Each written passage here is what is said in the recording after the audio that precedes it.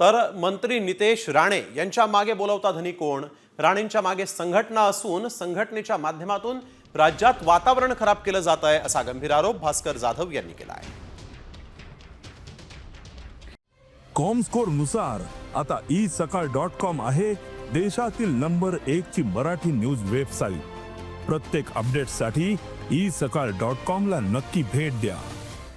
मला कळत नाही कोण नितेश राणे. मी खरं तर त्यांचं नाव सुद्धा घेत नाही. कोण नितेश राणे? त्यांना कशा करता एवढं मोठं करायचं? त्या नितेश राणेंच्या वक्तव्यानं एवढं मोठं सगळं घडेल अशी अपेक्षा करणं म्हणजे त्यांना फार मोठं केल्यासारखं होतं.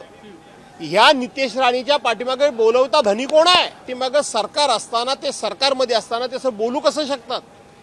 त्यांना गप्प का केलं जात नाही? आणि म्हणून याच्या पाठीमागे कोणतरी एक व्यक्ती आहे, यापेक्षा याच्या पाठीमागे एक संघटना आहे आणि हे संघटनेच्या माध्यमातून हे वातावरण खराब करण्याचा प्रयत्न केला जातोय.